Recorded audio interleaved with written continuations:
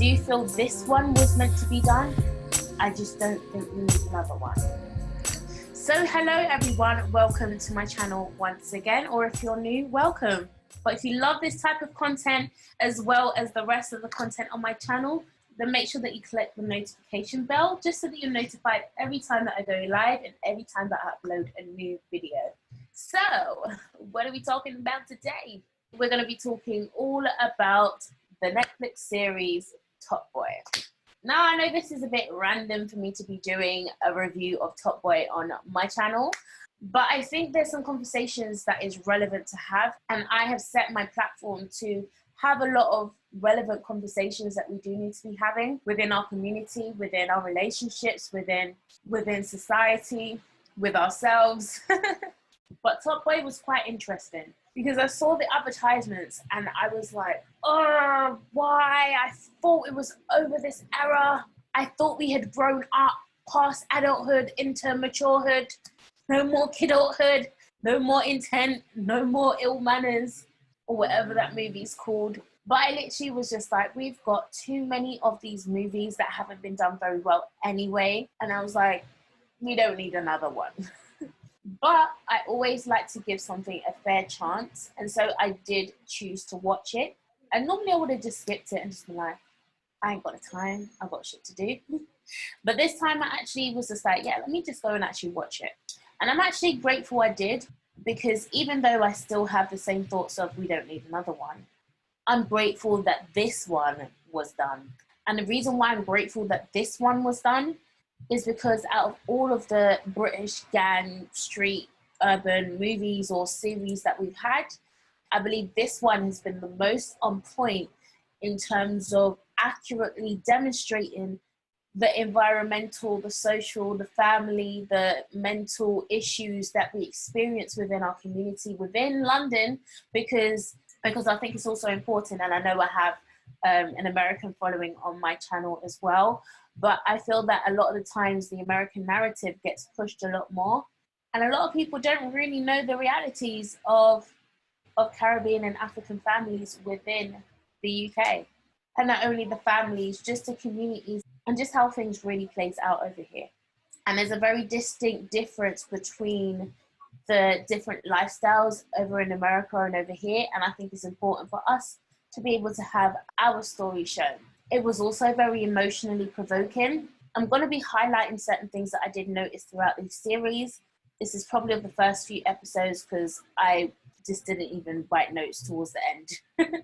But I think what I've got so far is enough to be able to state my point. But I like to really look deep into movies and look deep into characters, and I'm an empath, so I love to be able to put myself in the shoes of each character and really understand the circumstances as to why this is playing out in this current moment right now.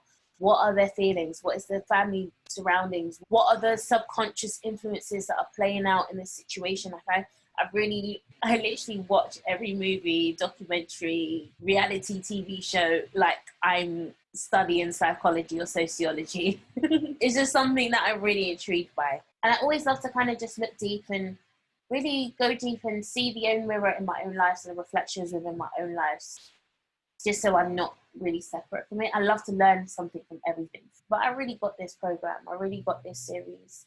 And one of the things that got me was with Shane when his mother got ill. And I think whoever this writer is deserves like a hand clap, because some of the stuff that was put in here was done purposely, and I'm grateful because it's like, and some people may have missed it, but it's something that we do need to pay attention to.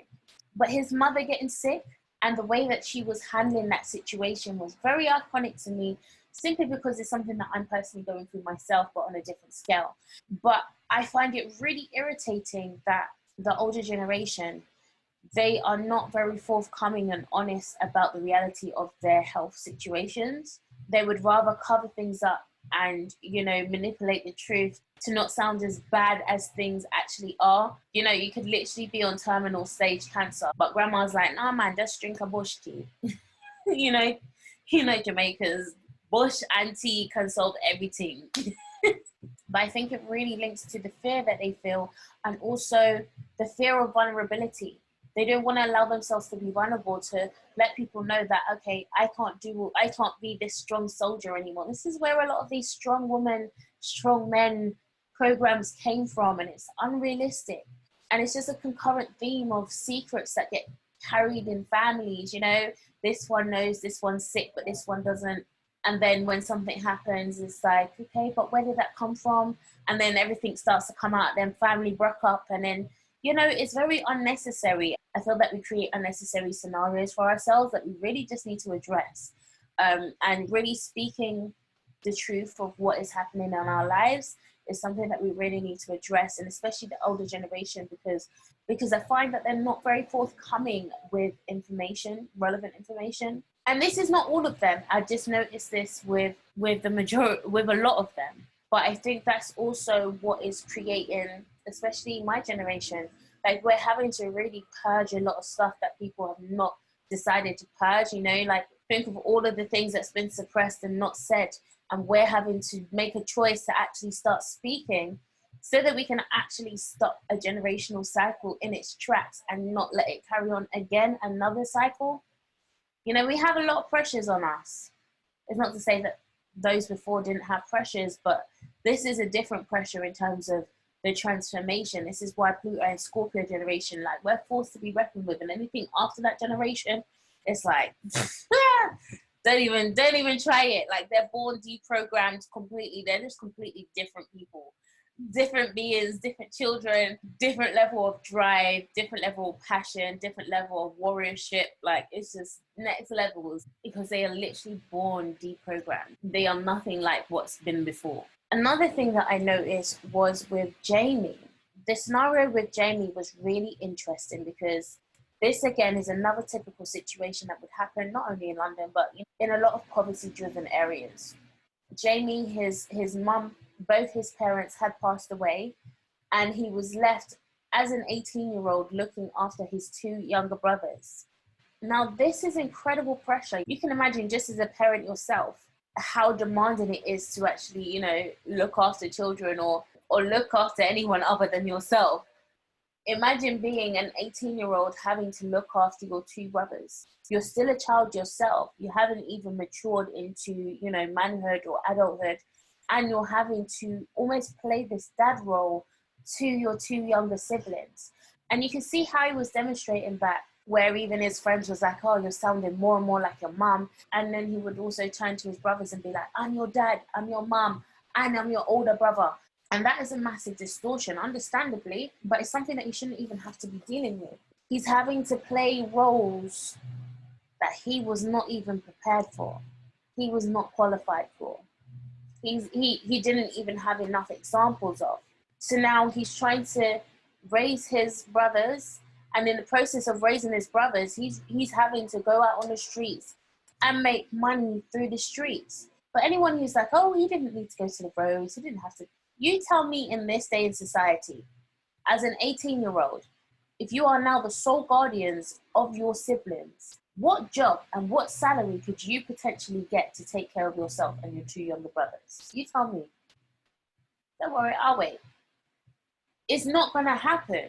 So when people say, oh, I don't understand how these children are getting onto the street, why are they doing this, why are they doing that? It's easy to understand, because if there's no other route of progression for you to be able to ensure that you have financial stability for yourself, and no one to even show you how to do that in a legal way, you tell me what's going to happen. That's a setup. And this is why I say that it was actually really good for them to do that, because they really showed like the progression of things, of the problems in the home. So for example, with, I can't remember the name of Stefan's friend, the one where immigration came for him and his mum, like that's a real life situation that many people can relate to. You know, your job gets taken and then you're threatened with immigration status, the mental health issues that and the anxiety that creates in itself for the mother and the child, literally in fear, because you can be taken up at any moment with nowhere to go, no prospects of having any money. You can't apply for welfare. And even looking at her son, I can't remember his name, and just how much he was like, oh, I just want to make it right. Like now he feels he has to assume the position of his absent father. These are the issues that are going on in our community, where a lot of these men are feeling like they're having to fill a role that their father is not filling. I have to provide for my mum. I need to make sure all the bills are paid. If it's not being paid, you're going to feel like you're the failure. Because what is the picture of manhood that's projected in society? You know, being a provider, making sure you can provide for your family. And if you can't do that, who are you? And so society makes it extremely difficult for our young men to even grow into men and even maintain their manhood because of the amount of pressures that comes in so many different layers and places and roles, and it's a lot. Another thing that was done extremely well was the demonstration of the anxiety in men, because if you look at all of those characters, but in particularly Deshane, Sully, and the other one who had a stroke, and then the friend that died in the fire. Those four men was very significant for me. With Deshane, and even with Jamie, I'll get to Jamie in a second. With Deshane, he was very much detached from his emotions. So even when Sully was like, yo, I just got killed, like, and you're talking about money, it's almost like a disconnection to tap into your empathetic side. So this will impact the relationships you have and the connections that you're able to have, because you're not able to connect with people on that heart level. It always has to be from a place of the mind. And whereas that's not just a masculine thing, it's not just a men thing, women deal with that as well. I just think it was very interesting to put that in there in contrast with Sully. Now, let me go into Sully. Like, Kano, big up yourself, yeah, because that type of acting right there, that's real shit right there. Like, you could tell he was channeling some inner shit. Like, he is recalling his own memories of, you know, maybe similar situations to really channel into this role, because I really got trauma. If you just imagine the life on the road, you're always on the go. There's nothing really stable. You always got to be on your P's and Q's. You always got to be watching out. It's a constant state of anxiety that's being produced. And so you never really have the time to really calm down. And so one of the things that was really significant with Sully was, especially when you notice from when he had the fire, and maybe this really came home for me as my partner was in a house fire and he could have literally lost his life. And it was very weird because the whole scene was set up exactly like my partner's house and how things would have been around that time, bar the fact that a fire brigade did actually come. And that's what I want to know. Where the frick was the fire brigade? Like, no one called the fire brigade? But that was bringing up a lot of trauma for me, as it made things very, very real for me. But that was deep because after that scene with the fire, Sunny weren't the same. Like, there's a level of shock that he fell into that I don't think he recovered from. And I don't think it's something you can really recover from fully. The look on his face when he realized his friend was never going to come back again, it was heartbreaking. And then you saw him on the train trying to cry, trying to release, but not really releasing. He's choked up at the same time.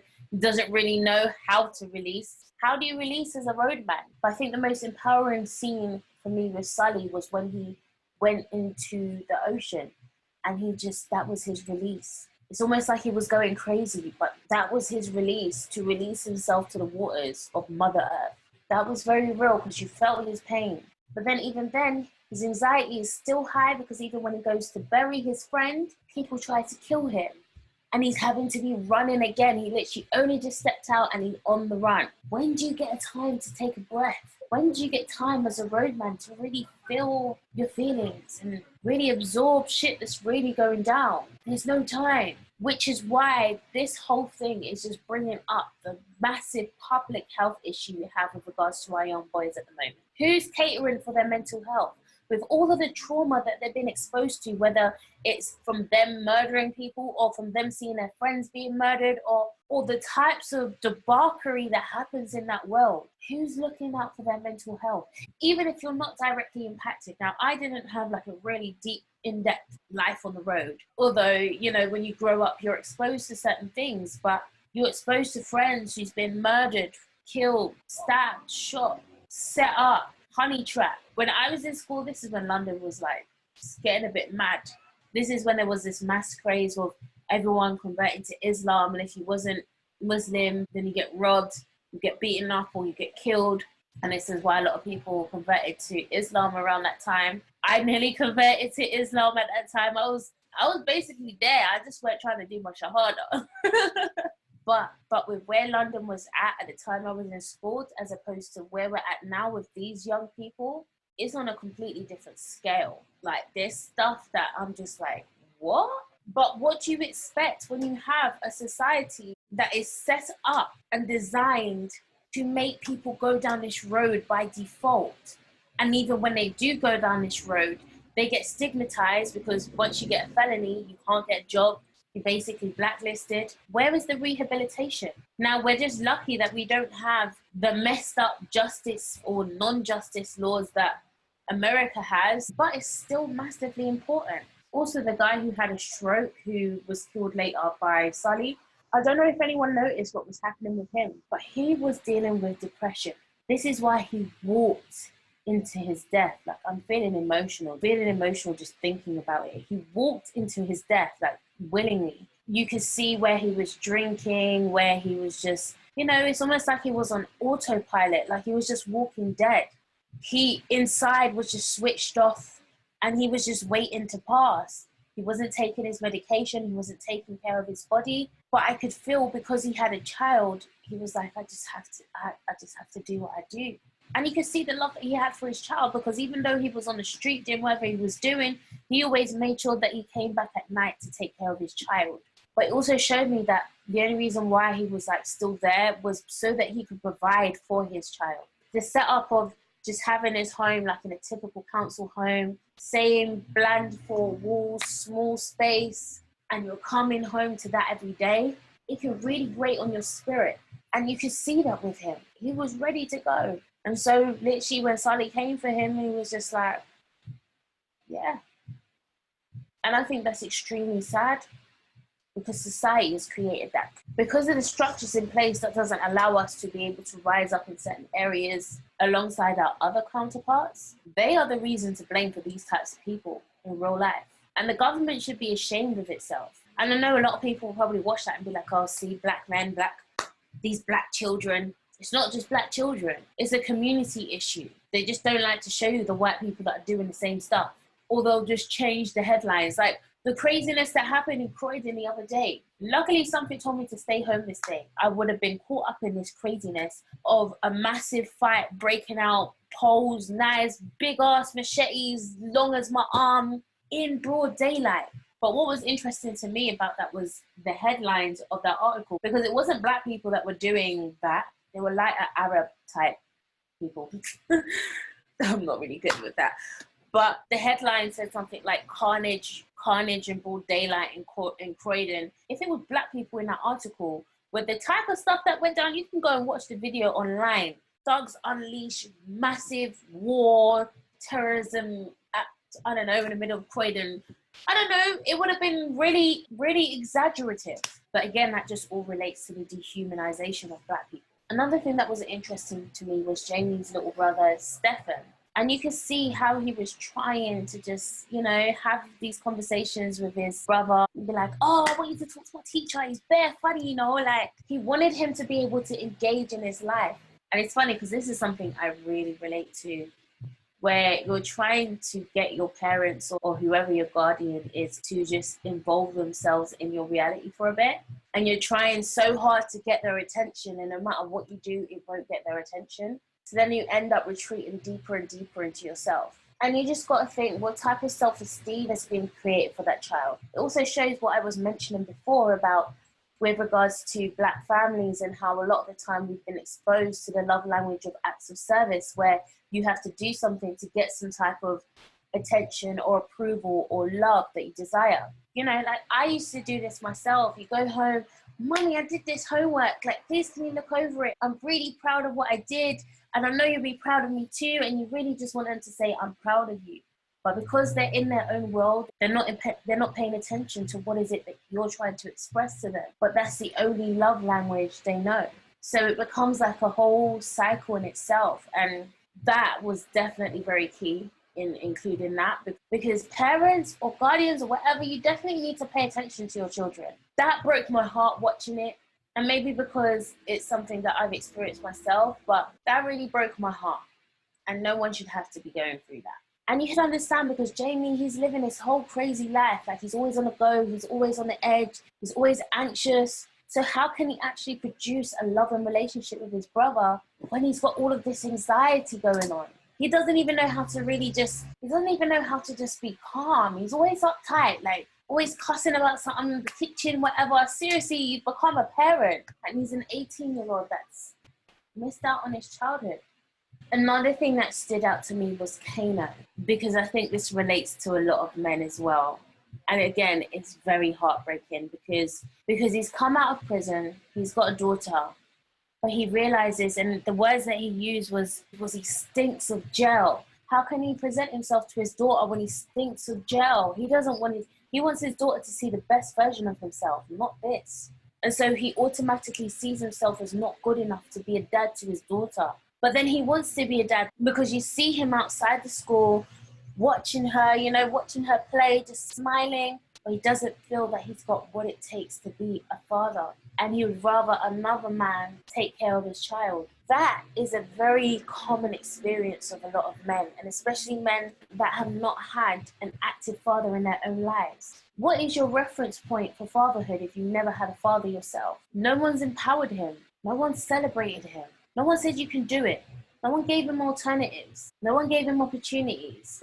But he's expected to be this dad because he created a seed. And yes, you are. If you create a seed, you've got to be a dad. But being a dad and being a father is two completely different things. And if you've not been given the tools to be an effective father or even an effective mother, because a lot of us, we've not been given the tools to be effective mothers. So then we end up falling into the same cycle all over again. The reason why that was important is because when we're looking at the statistics of single families and single mothers and the men that are on roads, and where I don't want to make this video extremely long to kind of explore all of those things. I would love to have a panel discussion to really unravel these things, although I know there's been many that's probably been done already. But my point is that we can't be oblivious and be like, why are these children doing these? Why is this happening? Why have we got all of this on the streets? Without actually looking at the reality of society as a whole. Oh, and the scene with the two boys and they created their business and they've gone and bought up all the burgers and started frying up all the burgers and started handing it up in school.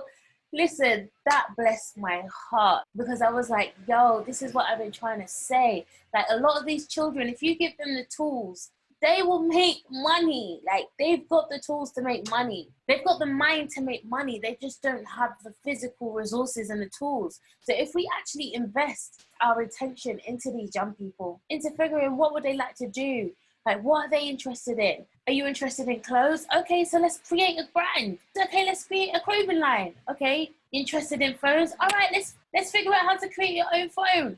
That will inspire them. Like, give them something to work towards. And it cracked me up because Stefan was like, yeah, man, look at this. This is profit. He didn't even say profit. He's like, this is profit.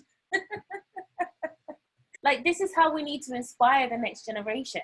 And I want to say this to anyone who smokes weed, including myself, okay, who picks up off of these young boys, please make sure that you're imparting something powerful into them. Ask them, are you staying on the roads for the rest of your life? What are you trying to do with your life? Like, inspire them, give them opportunities. Don't just feel the same thing that you're cussing about. The same person that you just bought something off probably went and killed someone the other day. And then even when the little boy came back to his mum and he was like, look, mum, I got £15. I thought it would make you happy. Again, it's that whole acts of service thing. She didn't know how to receive that. Because as a mother, you don't want to be taking that money from your son. So many issues going on in our community. And then we've also got the scene with the fireworks where Kano and his friend is there and they're licking off fireworks and they're just, they're almost like little kids at heart. And I feel like that's what that scene was trying to present. Is that a lot of these roadmen, they're kids at heart. They're little boys that haven't grown up, that still want to play. But they are stuck in their inner child because of whatever traumas they were introduced to or influenced by. And then when he was asked, what would you want in this world? He was like, I'd love to have superpowers. Like, I'd love to be Spider-Man and have these superpowers. And then he was like, okay. And then when Sully was like, okay, be a bit more realistic. He was like, oh, I'd love to go to Arsenal game. How limiting is that? that your greatest desire is to go to an Arsenal game, which really can be achievable in nothing. And this is emotional for me because I know I was one of those people. Like, some of the things I was aiming for was stuff that it was just like, girl, you can get that. That's not an achievement that you need to set your whole heart on. But when you haven't got a reference point, it's hard to dream high. A lot of these people have limited dreams and limited mindsets. And so this is why it's important for us to continually empower them, continually remind them how beautiful they are, how intelligent they are, how inspirational they are, how smart they are, how business savvy they are. Just keep empowering them, because I can guarantee the reason why they're in that state is because they haven't been empowered enough. So yeah, these were just a few of the things that really stuck out for me in this series. And I think it was beautifully, amazingly done. Whoever the writers for this are, big up yourself. I do feel this one was meant to be done. I just don't think we need another one. And I feel like with regards to British film, like, we really need to step it up, because if this is the type of content we can only produce, like, what we doing? Like, there's so much more to British culture that we can explore, that we can express. And I feel that we really need to cultivate that. And it's so interesting because back in 2013, I literally made a prophecy and I was like, the spotlight is going to begin to change from America to the UK. And it's like a lot of the attention is going to be on the UK. It's almost like an internal pole shift that's going on in terms of the industry. And lo and behold, it's happening. The spotlight is on British entertainment, music and film. And we just need to push out different stories, diverse stories of all of our experiences, not just on road. It definitely gave us an interesting perspective of how things go down, and even the progression, because when we're talking about the county lines and stuff like that, really that's something that only really came into a lot of people's awareness recently, this year I think, or maybe last year. But what Top Boy did was show the progression of how these things happen, how these children end up going to county, how they even get caught up in these experiences so young. I feel that it definitely brought a lot of awareness on different issues. Whether people pay attention to it or not, that's a different story. But I do think this is something that we do need to look at. And even the way that they linked in Jamaica into this and the stuff that's happening in Jamaica, that's very much real, bruh. Like, people killing off your mother, your uncle, your sister, your brother, your child, your dog, your cat, your fish, your bird. They don't play. So yeah, this is the reality of our streets. Yeah, let me know below how you found Top Boy. If you've watched it, let me know how you found it. If you haven't watched it, let me know why you're not going to watch it. Just let me know your thoughts on this whole program, and even on some of the things that I addressed in here. I know I didn't go super into depth into everything, but I think I did enough to almost just create a conversation in itself. So let me know how you guys find this video. Remember to like this video if you found it intriguing. Remember to subscribe to the channel if you love my content. And remember to share, because everyone loves a sharer. Let me know if you'd like me to do more programs and exploring different perspectives of different programs and things like that. Definitely brings up a lot anyway. So thank you again for watching, and I will catch you guys on the other side.